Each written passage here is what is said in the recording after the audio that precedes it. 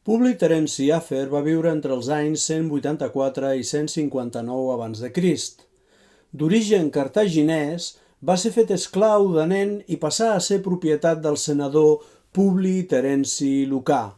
El sobrenom Afer se solia posar als esclaus d'origen africà. Va destacar per la seva bellesa i per la seva intel·ligència i va ser alliberat pel seu amo. Per aquest motiu, tal com era costum dels ibers, va prendre el nom del seu antic propietari, Publi Terenci. Es va casar i va tenir una filla que acabaria casant-se amb un cavaller. Es va convertir en un protegit del cercle cultural dels Escipions, comandat per Publi Corneli Escipió Emilià, el general conqueridor de Cartago a la Tercera Guerra Púnica i de Numància. Ben aviat, això va fer que circulessin rumors que posaven en dubte l'autoria de les seves obres i va haver de gastar moltes energies a negar-los. S'ha dit que les seves comèdies eren més per ser llegides que representades, però la realitat és que algunes d'elles van ser representades 2 vegades contra el costum romà de representació única. Les 6 obres de Terenci que conservem van ser presentades entre 166 i 160. Després, no en tenim més referències de l'autor. Vol dir això que va morir molt jove? No hi ha manera de saber-ho, però les referències de l'antiguitat, sempre poc fiables, van en aquesta línia. Es diu que va morir en un naufragi, en un viatge a Grècia, o que, salvat del naufragi, va morir de pena per la pèrdua dels manuscrits de les seves obres. Es diu també que va arribar a traduir més de 100 comèdies de Menandre, el principal representant de la comèdia nova grega. Les obres de Terenci conservades són Àndria, l'eunuc, la sogra, Èsira, l'home que es turmentava a si mateix, Euton Timorúmenos, Formió i els germans, Adelfoi. Tot i que podia haver seguit la influència de Plaute de la generació anterior a la seva, no ho va fer. Va prendre com a models directes Menandre i algun altre autor grec. De fet, Àndria, Eunucus, Euton Timorúmenos i Adelfoi són també títols d'obres de Menandre.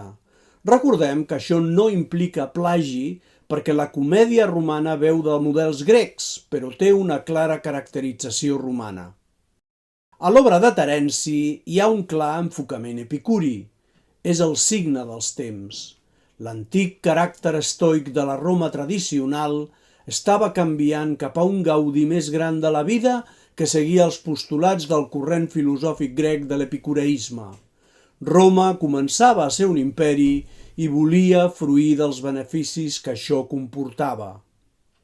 Si parlem de les diferències i similituds entre Plaute i Terenci, per força posarem més èmfasi en les diferències. Si Plaute feia servir els pròlegs de les seves comèdies per introduir la trama de l'obra, Terenci els emprava per defensar-se de les crítiques que en rebia sobre l'autoria. En conseqüència, la presentació de la trama es feia a la primera escena de l'obra, utilitzant el recurs d'un personatge a passar volant a qui s'ha d'explicar què està passant. Les comèdies de Plaute introdueixen freqüentment càntics per marcar el canvi d'escenes. Això passa molt rarament a les de Terenci. Tots 2 autors usen sense complexos el recurs de la contaminatio. En el cas de Terenci, n'hi ha un ús tan profús que a vegades les seves trames cauen en incoherències.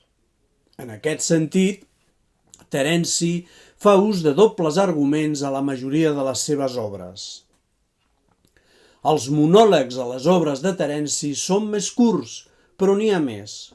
L'autor els empra per modelar, amb prou encert, la psicologia dels personatges principals i per fer avançar la trama.